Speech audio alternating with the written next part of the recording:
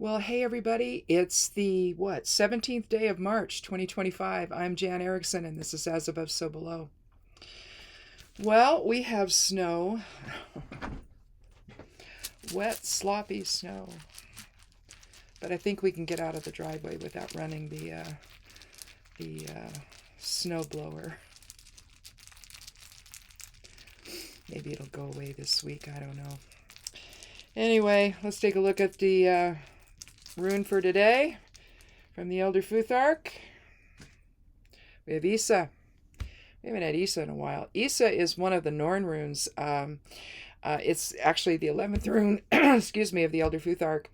And we're looking at here concentrated focus, concentrated will, the static realm, present moment, alignment in spirit is generally how I see it.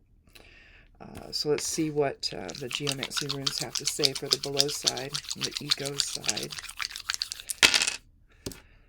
All right, we'll put this in that order of fire, air, water, and earth. There's air, there's water, there's fire.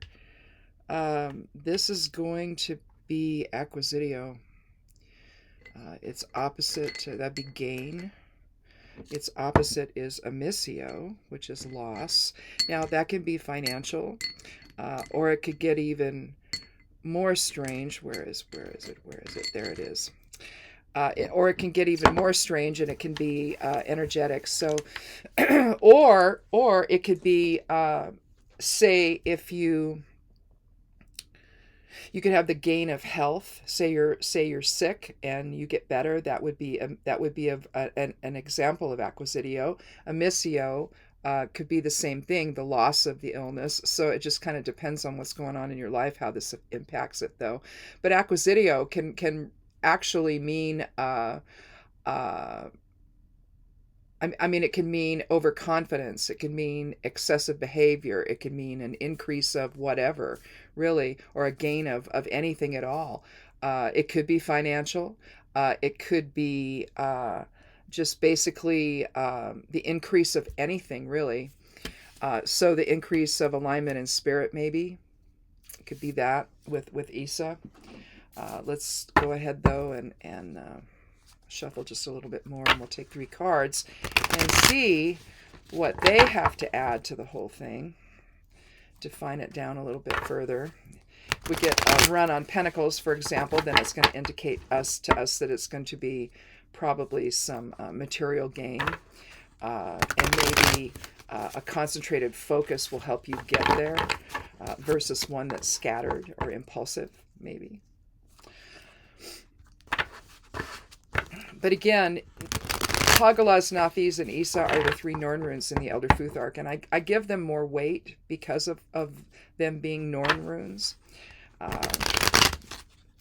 There were supposedly the Norns or whoever it was, 3 women, 3 witches, 3 whatever they were, supposedly gave Odin the runes when he hung upside down from the world tree, sacrificing an eye, which I guess in the lore is he sacrificed himself to himself.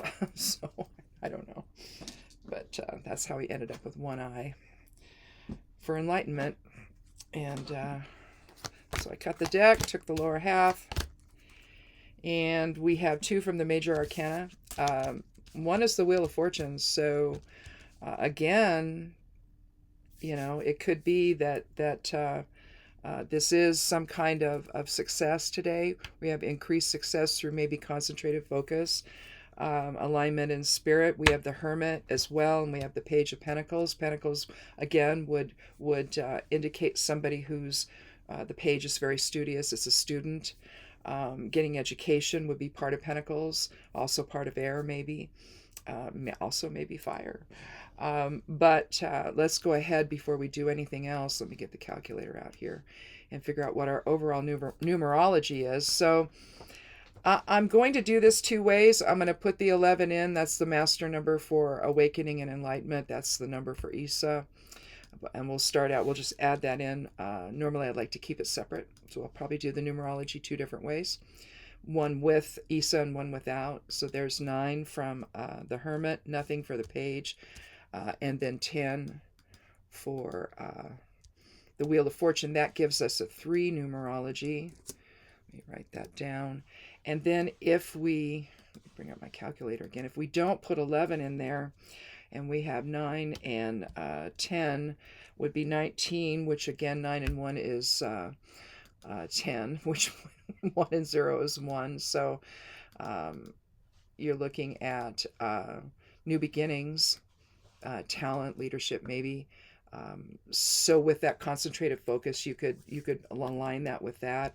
So let me put this down here also. Let me get a little comma. So we have 11 and we have 1. So we can kind of look at it either way. And I think if we keep that 11 out, then since we have 2 cards from the Major Arcana, we're looking at soul archetype cards. I think ultimately that's how I want to read it.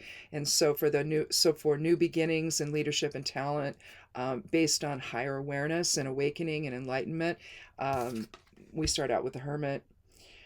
Here you have a monk, if you will, an older man, you can tell, with wearing a cape with a hood. And he's holding a staff. He's up high on the mountaintops. He's looking down into creation there. He's holding a lighted lantern lit by his Merkaba, or his soul. And so the Merkaba is his soul vehicle, and so the soul is inside there. So in other words, he's aligning in spirit to try to get higher and to get a higher perspective on what's going on in his life. Maybe he's not been successful. Maybe he's having to rethink some things, and maybe he's too reaction-oriented. That would be ego-oriented or earthly-oriented, very reactive, versus the higher awarenesses that can sort of take you away from that and give you a bigger perspective of what's going on. And so the Hermit goes within. He withdraws from the world, and he essentially retreats to gain silent counsel or listening to the inner voice or divine wisdom. It can also mean caution. And again, if you're trying to get away from whatever it is you've been doing that isn't working for you, not bringing you the acquisitio or the success that you need or the increase that you need in your wealth, with Page of Pentacles here, and also with the Wheel of Fortune, it's time to retreat. And maybe you need to go with the Page of Pentacles and basically here you may need to get a little more education. You maybe need to use a little more diplomacy with what you're doing. Excuse me, I don't have my tea in here yet. I came in without making it. Anyway, you've got a youthful person here who's concerned about his future, who's concerned about maybe taking risks. How much to do that, maybe a little more risk averse, if you will, maybe a little measured in his approach. He can be he's basically more conscientious, more reliable, more dependable than, say, the Page of Swords would be, who would be very risk-oriented. But here, he's less risk-oriented. He takes a more measured, practical approach. He's about his study. He's about his education. He takes a spiritual focus, which is also going to align well with Issa and also the Hermit. So even though this is a court card, and you might not think of it that way, he's reinforcing the need to see things from a different perspective, one that's more measured and more practical. And so again, I have to wonder if maybe there was a situation in your life where, or a recent time in your life where maybe you're making some decisions that are maybe a little more impulsive than need to be. Maybe you don't have all the facts. And so again, the Page of Pentacles might be suggesting, after going within with the Hermit, aligning in source presence with Issa, to then take a look at what the facts are, to take a look at what the more realistic approach is, and see where you go from there. And then when you do see, then you have the Wheel of Fortune here. Here you see the fixed signs of the zodiac around the edges of the card. You see Mercury, sulfur, and salt represented here. right around the wheel. All of these are the genesis of, and then the successful, after the turning of the wheel, the success of whatever it was that you started. So maybe a new opportunity came your way, and instead of approaching it the way that you have been in the past, maybe thinking about it a little bit more before you decide to go for it, getting more facts, getting more checking it out further, maybe going and talking to somebody who's got some more experience, and then keeping your focus aligned in a less egoic reaction, if you will. Making sure that the focus is concentrated. You're not being, looking around at everything else at the same time. There's no impulse control issues. And you really are just making the decision you need to make based on the facts, based on what you and taking the kind of risk that makes sense, instead of one that just, I just feel like this is going to be a good thing, and off you go, and you really know nothing about it. And so if that's been what's going on, there's a return to that concentrated focus so that you can increase your success as the wheel turns. Okay. So I think that this is really actually a pretty easy reading here to understand, because I think you're looking at prosperity and the cyclical nature of all of that, and how sometimes the focus that you have, if you're not able to see the whole picture, then maybe that's the cue to step back until you do. And when you get more information, then you can make the best decision for yourself. And if it does seem like something you want to do, then stay focused. Don't let your focus scatter. And again, get higher so that you can see the whole picture. Get as much information as you can. Be very pragmatic about it in your approach. And then in the end, it suggests that if you do that, then you have a chance of being more successful than otherwise. So I don't know. And with 11, you're talking the master number for awakening and enlightenment. So again, maybe this is something that's not your usual way that you do things, but maybe it's compromising your success. And so, taking a look at things in a more enlightened way, less ego-focused way, is really what you need to do. And just the idea of overly reacting with the ego versus the spirit saying, well, now wait a minute, let's take a look at this a little bit more deeply and figure out if this is really your best move or not. The wheel will turn more. And so, another opportunity will come if it's not this one. And maybe that's the one you've been waiting for. So again, keeping the ego in check and not reacting impulsively to things can increase your success and can increase your prosperity.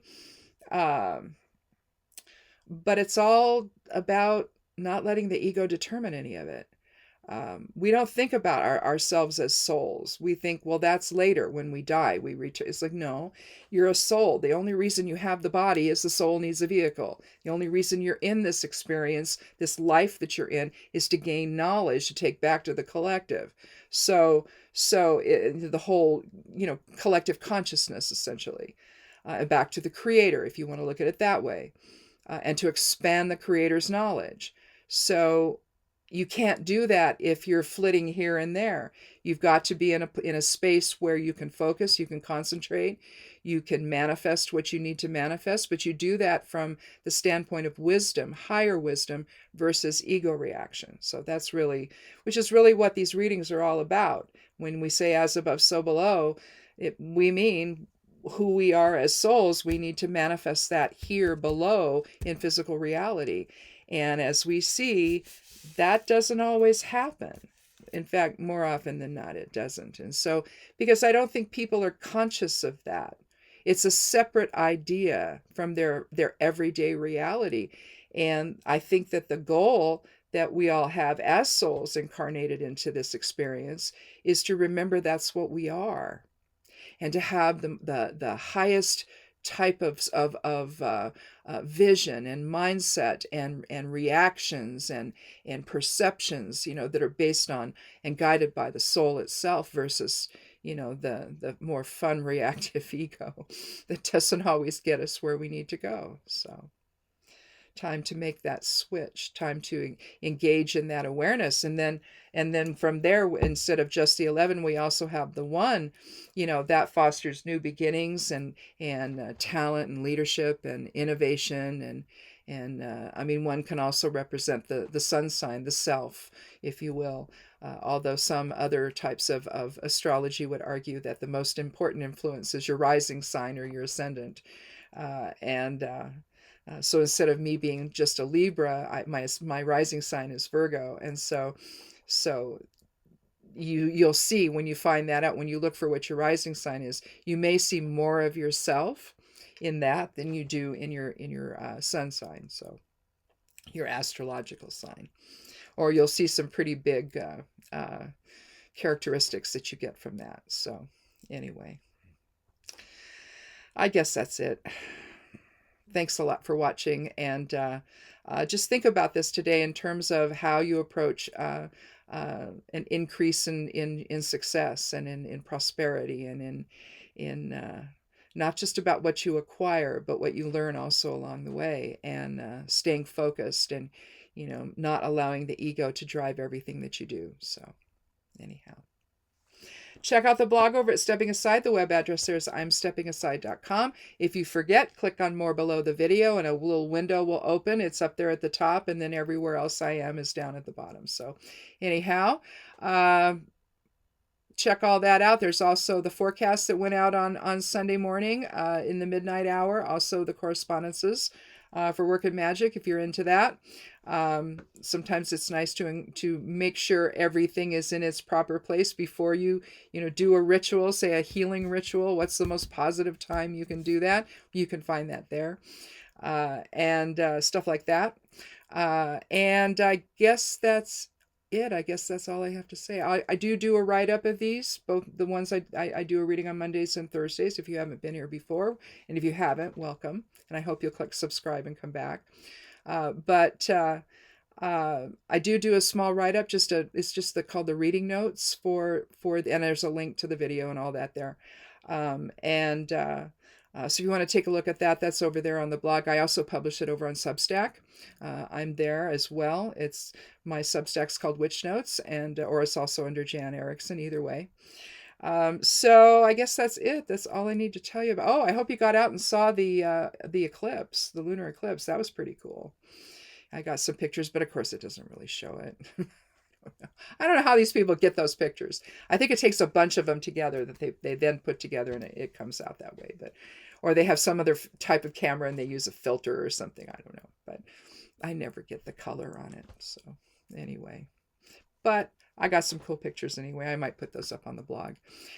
So I hope you got to see that as well. But anyway, thanks again for watching, and come back again on Thursday for another edition of As Above, So Below. Be good to yourself, be good to one another, and blessed be.